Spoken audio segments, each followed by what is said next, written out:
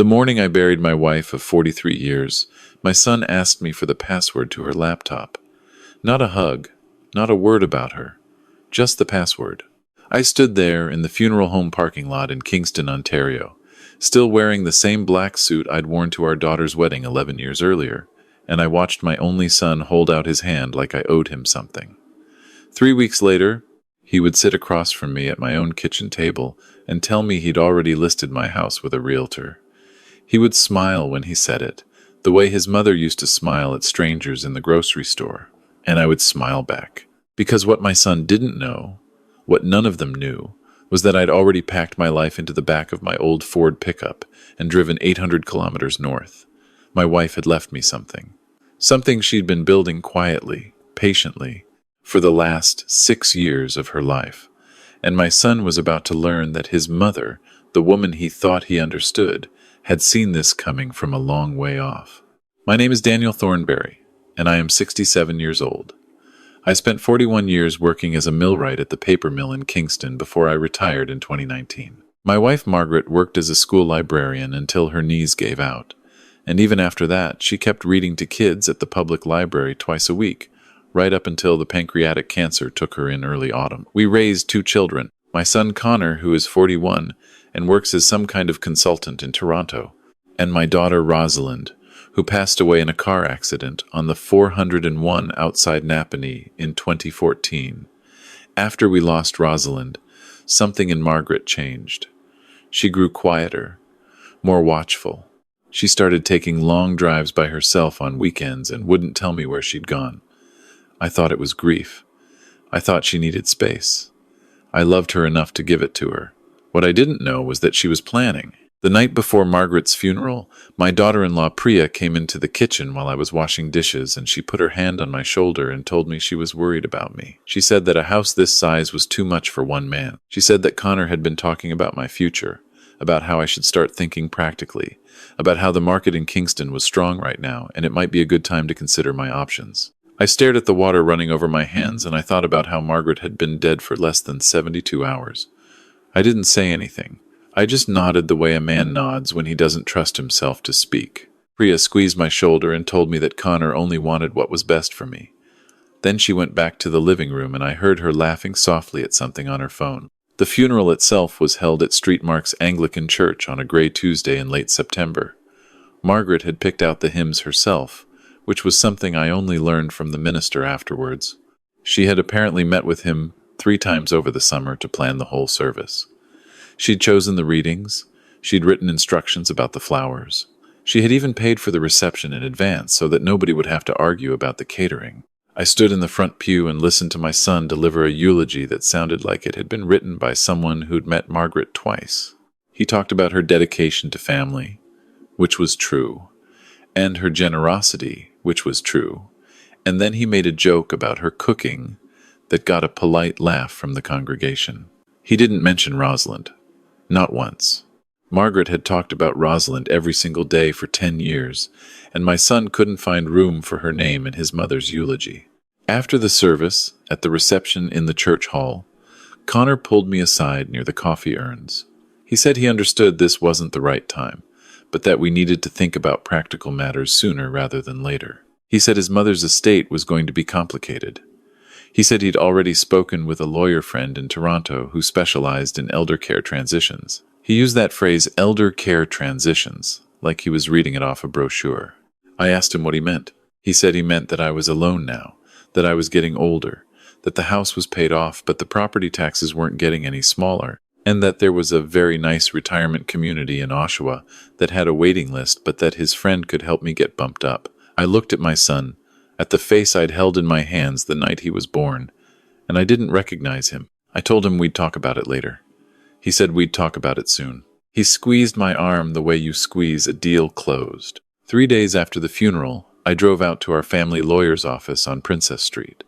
His name is Harold Beauchamp, and he'd known Margaret since they were both in high school together in the 1970s. When I walked into his office, he stood up and hugged me, which is not something Harold has ever done in the 40 years I've known him. Then he sat me down and he slid a sealed envelope across the desk. He told me Margaret had left instructions. She had written this letter 18 months ago, when she first got her diagnosis, and she had updated it twice since then. The last update had been in August. Harold told me he had been under strict instructions not to contact me until at least 3 days after the burial. Margaret had wanted me to have time to feel the loss before I had to deal with anything else. I opened the envelope in Harold's office. I didn't want to read it alone in the house. The letter was 4 pages long, written in Margaret's careful cursive, and it began by telling me she was sorry. She was sorry she had kept secrets from me. She was sorry she had let me worry about her weekend drives. She was sorry she had not found a way to bring me into her plan while she was still alive. But she had her reasons, she wrote, and she hoped I would understand when I saw what she had built. And then she told me about the property. 6 years ago, shortly after the second anniversary of Rosalind's death, Margaret had used an inheritance from her aunt in Nova Scotia, combined with a quiet loan against her own share of our home equity line of credit, to purchase 160 acres of land on the shore of Lake Timiskaming, up near Haileybury. She had bought it from an elderly couple who were downsizing. The property had a log cabin on it, a boathouse, a small dock, and 200 meters of shoreline. Over the next 6 years, using money she saved from her teacher's pension and from investments she had made through her own TFSA and a non-registered account Harold had set up for her, Margaret had renovated the cabin, winterized it, and paid off the mortgage. The property was now debt-free, held in a trust with my name as the sole beneficiary, and it was valued, according to the most recent assessment, at roughly 640,000 Canadian dollars. In addition to the property, Margaret had left me an investment account at BMO with a balance of $312,000. Neither of these assets were part of our joint estate. Neither of them would pass through probate. Neither of them were any of Connor's business. I sat in Harold's office for a long time after I finished reading. Harold didn't say anything. He just poured me a glass of water and waited. Finally, I asked him why. Why had Margaret hidden this from me? Harold took off his glasses and cleaned them slowly on his tie. He said Margaret had told him many times that she loved our son, but she did not trust him. She had watched Connor change, slowly, after he married Priya. She had watched him become someone who measured everything in terms of value and return. She had known, Harold said, that the day she died, Connor would start circling, and she had wanted me to have somewhere safe to go, somewhere he couldn't find me, somewhere he couldn't sell. I drove home that afternoon and I sat in my kitchen and I looked around at the house Margaret and I had lived in for 39 years. The wallpaper in the hallway that she had picked out in 1994. The kitchen table where Rosalind had done her homework. The back door where we had hung Connor's first pair of hockey skates. And I made a decision. I wasn't going to fight my son. I wasn't going to stand in this kitchen and argue about property taxes and waiting lists. Margaret had given me a door. I was going to walk through it. That evening, I called Harold back, and I asked him to help me with 3 things. First, I wanted to know how quickly I could legally list the Kingston house for sale on my own terms, at my own pace, with no input from Connor. Harold said that since the house had been held in joint tenancy with right of survivorship, it was now entirely mine, and I could do whatever I wanted with it. Second, I wanted to know what it would take to set up a new will that left the lake property and the investment account to a charitable trust in Rosalind's name, with only a small token bequest to Connor. Harold said he could have the paperwork ready in 48 hours. Third, I asked him if he knew anyone in Haileybury who could help me get the cabin ready for a long-term resident. Harold laughed for the first time since Margaret's death. He said Margaret had already arranged that too. There was a caretaker, a retired fisherman named Gilles Tremblay, who had been looking after the property for the last 3 years. He was expecting me. I spent the next 2 weeks doing 2 things in parallel. During the day, I was the grieving widower. I let my son call me and ask me how I was doing. I let him bring Priya over for dinner and pretend to care about my week. I let him talk about Oshawa and elder care transitions, and how maybe we should start sorting through Mom's things soon because it wasn't healthy to let them sit. I nodded. I made the appropriate noises. At one point, Priya actually opened Margaret's closet and started pulling out sweaters and asking if she could take them for a clothing donation. I told her I wasn't ready. She said that was understandable, but maybe next week. I smiled. I said, maybe next week. At night, After they left, I packed. I packed slowly and carefully. I took the things that mattered. The photo albums from before Rosalind died. Margaret's wedding ring, which she had asked to be removed before the cremation. The pocket watch my father had given me when I finished my apprenticeship in 1979. My tools, my fishing gear, Margaret's library of Canadian poetry, a framed drawing Rosalind had made in grade 2 of our family standing in front of a house with a yellow sun. I boxed these things up and I loaded them into a rental trailer I'd hooked up to my truck in the driveway behind the house, where nobody would see it from the street. I left the furniture, I left the dishes, I left the wallpaper in the hallway. I figured Connor could have all of it. He was going to anyway. The morning I drove north, it was raining. I left the key under the mat for the cleaning service Harold had arranged. I left a note on the kitchen table that said, only, I've gone away for a while. Please do not worry about me. I will be in touch when I am ready. I signed it with my first name. No endearment, no love, just Daniel. Then I got in my truck and I drove up Highway 401 to Highway 416 to the 417 through Ottawa, and then north on Highway 17 along the Ottawa River, and I kept driving until the land flattened out and the trees got smaller and the radio stations got quieter. I crossed into the Temiskaming region just after dark, and I stopped for the night at a motel outside New Liskeard. The next morning I drove the final 20 minutes to the cabin, and when I pulled up the gravel driveway and saw the lake for the first time, I started crying and I couldn't stop for almost an hour. Gilles Tremblay was waiting on the front porch with a thermos of coffee and a plate of tourtière his wife had made. He was about my age, broad-shouldered, with a white mustache and eyes that didn't ask questions. He helped me unload the trailer. He showed me how the wood stove worked, where the generator was, how to turn the water on from the pump house. He gave me a list of phone numbers. The propane guy, the plow guy, the guy who fixed the dock. Then he shook my hand and told me that Margaret had been a good woman. He said she used to drive up here alone in the summers and sit on the dock and write in a notebook for hours. He said she had told him more than once that this place was for her husband, that she was building it for him, that when the time came he would know what to do with it. I lived there for 11 days before my son figured out I was gone. It was Priya who noticed first. She had apparently let herself into the house using a key Margaret had given her years ago, something I only learned later. She had gone in to start clearing out Margaret's things without asking me, and she had found the house empty. Not just me gone, but my clothes gone, my tools gone, Margaret's jewelry gone. She called Connor. Connor called me. I let the call go to voicemail. He called again. He called a third time. He left a message that started calm and ended with him shouting. He wanted to know where I was. He wanted to know what I had done with Mom's things. He wanted to know if I had lost my mind. I called him back the next morning from the dock, with the lake glittering behind me and a loon calling somewhere out past the point. I told him I was fine. I told him I had gone somewhere quiet to think. I told him that I would not be returning to Kingston in the foreseeable future, and that he should make peace with that. He asked me where I was. I told him that was not his concern. He asked me what had gotten into me. I told him his mother had died and I was grieving in my own way. He was quiet for a long time. Then he asked about the house. He actually used that word first. Not the house, just house. As in, what about the house?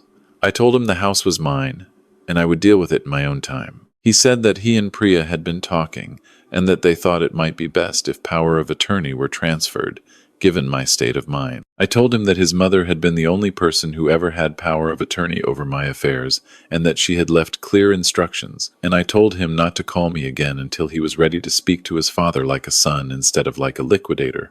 Then I hung up. He did not stop calling. He called my lawyer. He called the Kingston police, claiming I was a missing person, which was embarrassing for everyone involved once they ran the file and realized I'd left a note. He called my brother in Sudbury and demanded to know what I had told him. He hired a private investigator who took 3 weeks and $1,800 to discover that I had used my own credit card to pay for fuel in Mattawa. And then, on a cold afternoon in late October, my son drove up that gravel driveway in a rented SUV with Priya in the passenger seat, and he stood on my front porch and demanded to be let in. I opened the door, but I did not step aside. I told him he was welcome to say what he needed to say from the porch. Priya, behind him, was already looking past me into the cabin, her eyes doing the math, cataloging. Connor started talking. He said he was hurt. He said I had abandoned him during the worst period of his life. He said I had taken things from the Kingston house that belonged to the estate, that belonged to the family, and that he had a right to know what I had done with them. I asked him which things specifically, he faltered. He mentioned the jewelry. I told him Margaret's jewelry had been left specifically to me. He mentioned the photo albums. I told him the photo albums were mine. He mentioned, finally, the investment account at BMO, which he apparently had learned about from a statement that had been forwarded to the Kingston address. I said nothing. I just looked at him. Priya stepped forward and asked, very gently, if she could come inside and use the washroom. I told her there was a gas station about 12 kilometers back toward town. She looked at me like I had slapped her. Connor then tried a different approach. He softened his voice. He said he understood why I was angry. He said he and Priya had been worried about me for months, and that maybe they had come on too strong. He said he wanted us to start over.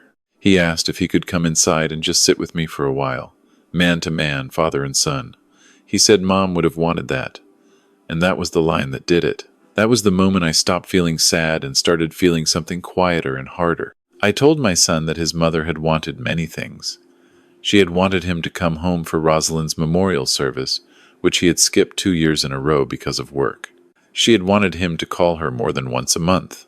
She had wanted him to remember her birthday, without Priya reminding him. She had wanted, most of all, for him to grow into a man she could be proud of, and she had died without knowing whether that would ever happen. I told him that I was not going to be his next project. I told him that the door was closing now, and that if he wanted to see me again, he could write me a letter. A real letter, handwritten, and if I believed what was in it, I might write back. Then I closed the door. They drove away. I watched them from the kitchen window. Priya was crying, I think, or maybe she was just yelling. Connor was on the phone before they even reached the end of the driveway. The weeks after that were the hardest of my life, but also, in a strange way, the most clear. I worked on the cabin. I cut firewood. Gilles taught me how to set a proper ice fishing tilt and how to drive the little ATV through the bush trails without high centering on a stump. I drove into town once a week for groceries and to pick up mail at the post office box Harold had set up for me.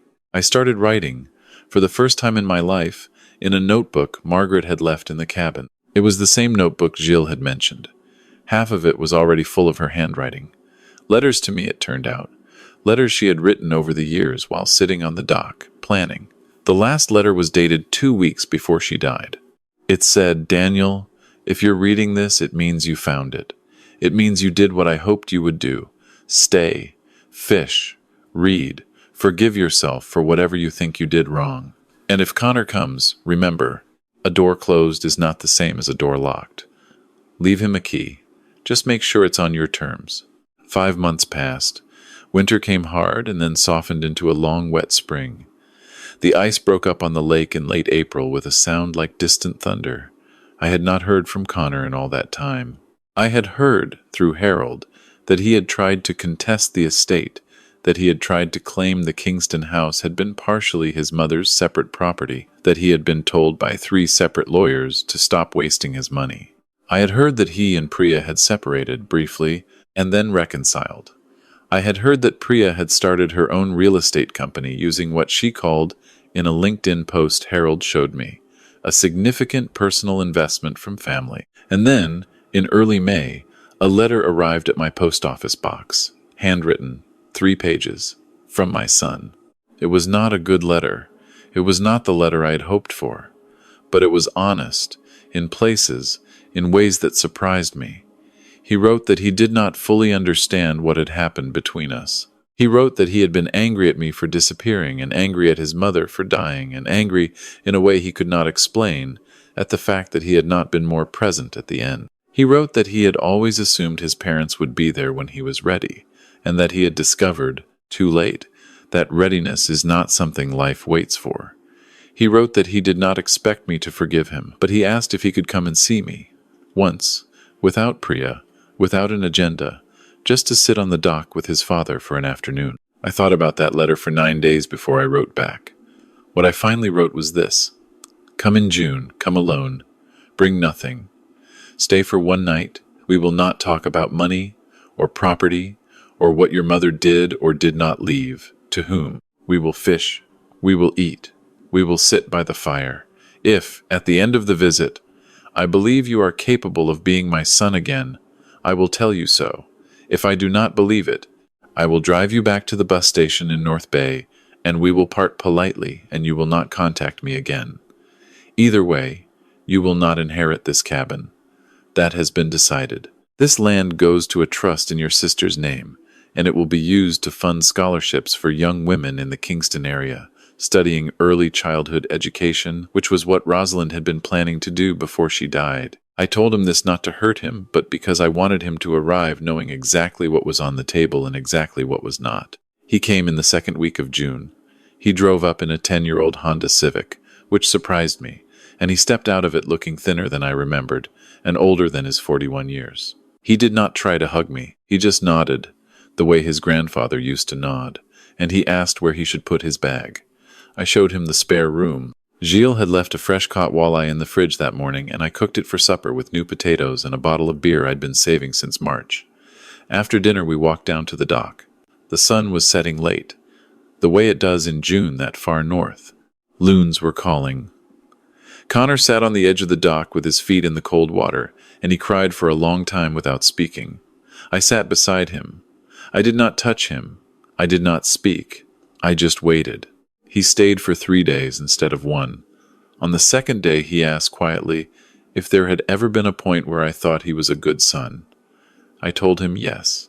I told him when he was 9 years old, he had saved up his paper route money for 4 months to buy his mother a set of good kitchen knives for Christmas, because she had mentioned in passing one night at dinner that her old ones were getting dull. I told him I had cried when I saw him wrap them in the garage, using too much tape, sticking the bow on crooked. I told him that boy was still inside him somewhere, and that his mother had believed, right up until the end, that the boy could still come back. Connor did not speak for a long time after I said that. Then he said, "Thank you for telling me." On the third day, I drove him to North Bay, and I put him on a bus, and I told him he could write to me again if he wanted. I did not promise anything beyond that. He understood. I am 70 now, 3 years past that first summer, and I still live in the cabin on Lake Timiskaming. Gilles still comes by twice a week. The scholarship fund in Rosalind's name has sent 4 young women to college so far, and this past Christmas I received a letter from one of them, a girl from Gananoque named Abigail, thanking me for a chance she did not know how to repay. I wrote back and told her the only repayment I wanted was for her to someday do the same for somebody else.